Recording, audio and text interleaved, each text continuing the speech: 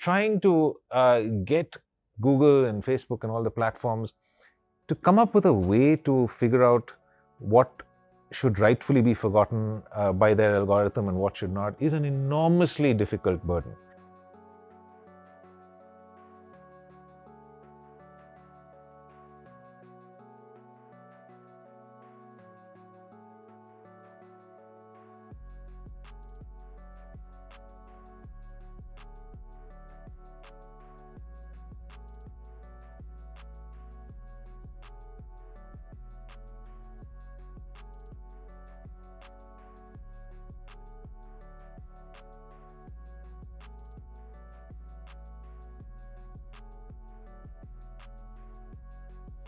Could you please tell us what exactly the right to be forgotten is?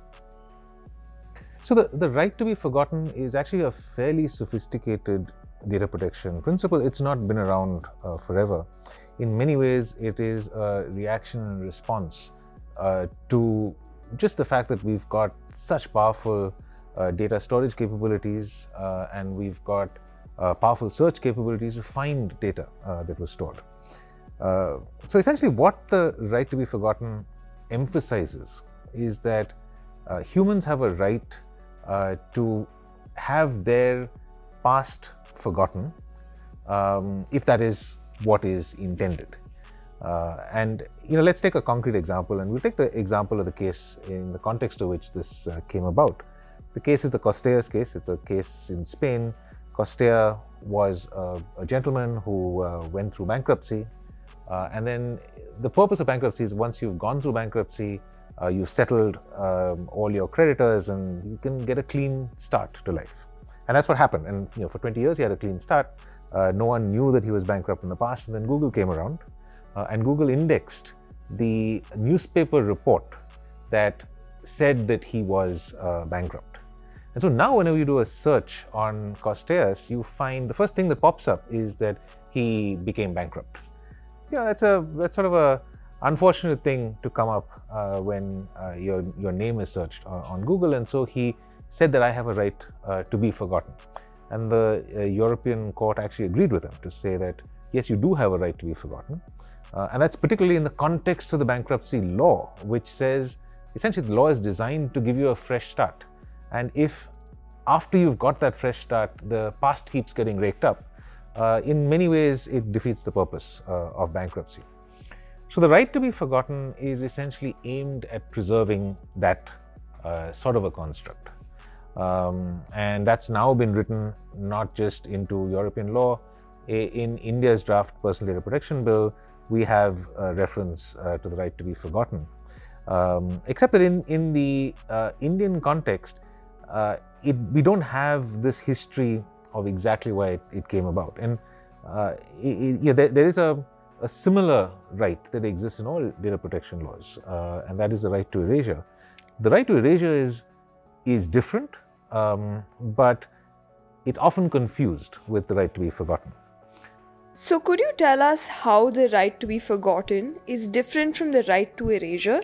The right to erasure is essentially if you have collected some personal data of mine and you are no longer using it, I have the right to ask you to erase it. The idea is essentially it stems from the purpose limitation principle, the use limitation principle. Essentially, it says that I can give you consent to collect my data, and you can collect it, but you can only use that data for the purpose for which I gave you the consent. And if you use it for longer, or if the purpose has expired and there is no need for you to continue to keep it, I have the right to ask you to erase it. That's very different from what I described previously, which is the right to be forgotten, where the newspaper that wrote the article 20 years ago had every right to write the article. The newspaper also had a right to archive the article because it's a journalistic archive. What the court held was that the ability of search engines to surface that afterwards is what they wanted to militate against. They wanted to prevent that from happening. How well does the draft Data Protection Bill differentiate between the right to be forgotten and the right to erasure?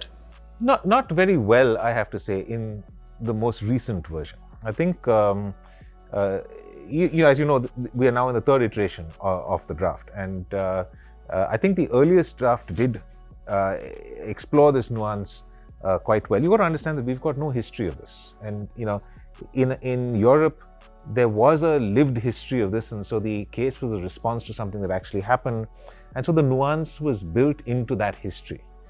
India doesn't have that, and so we don't right now have a right to erasure. We're giving a right to erasure, and we gave a right to be forgotten, but in many ways the lines between those were blurred. And in the most recent draft, over time, I think the lines have been more and more blurred. And to my mind, we should perhaps just start with a right to erasure. That's something within the control of the user, and then the data principal will have to prove that there was sort of no need for you to keep the data anymore, and then on that basis request the data be deleted.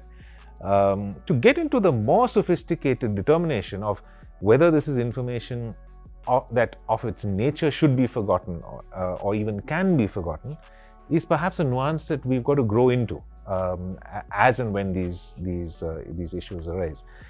How have advancements in digital technologies and the emergence of big tech complicated the issue of the right to be forgotten? I mean, I would say, but for technology, this is not a right that we need to have. It is search engines that actually make it possible for our past, as it were, to be remembered again. If you think about the law of bankruptcy, essentially the law of bankruptcy is designed keeping in mind the fact that human memory is fallible.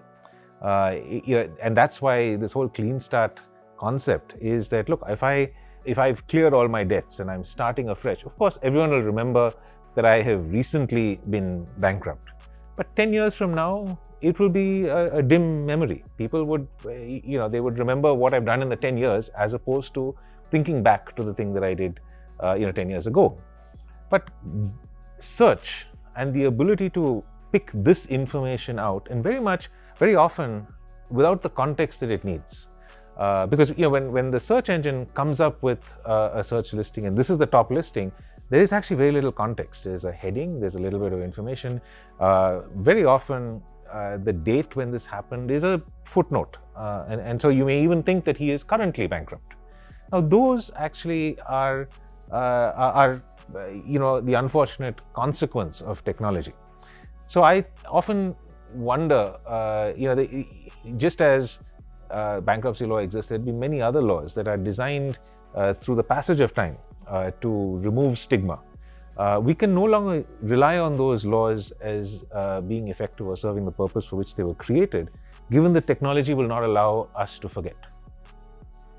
Do you think we're pushing a high burden on big tech companies like Google and Facebook when it comes to regulating and taking down content in the context of the right to be forgotten?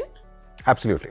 And I think that's the flip side to this. On the one hand, we know laws were designed to operate on the basis that they would be forgotten. Trying to get Google and Facebook and all the platforms to come up with a way to figure out what should rightfully be forgotten by their algorithm and what should not is an enormously difficult burden. And I think immediately after the Costas case, Google particularly, because it's the largest search engine, was bombarded with a number of requests to be forgotten. And they just didn't know how to deal with it. It's almost asking a platform, a private entity, technology company, to take complex judicial decisions. Just for example, like I said, a child molester could say, I have a right to be forgotten. And now, how is Google to then decide that this case has to be forgotten and something else could? Now, these are two ends of the extreme, and I think maybe those are the easier cases to resolve, but there are cases really down the middle where it is very difficult. I think even a judge would struggle to decide. So, where do we go from here? How can we realistically implement the right to be forgotten? The solution in my mind is to take a close look at laws that are affected by technology, and sometimes laws are affected by technology in ways that are not immediately obvious. No one would have thought that we have to reconsider laws from the perspective of how many of these laws are actually relying on human memory And as a result, should we amend those laws to no longer rely on human memory, because humans have outsourced their memory to digital devices or to the cloud. To me, I think we've got to learn to crawl before we walk and walk before we run. The right to be forgotten is really something that a sophisticated data jurisprudence needs to handle. I think we first need to get right the right to erasure. If we get fixated on the nuance of right to be forgotten before we've established the jurisprudence on the right to erasure, I think we're going to get lopsided results.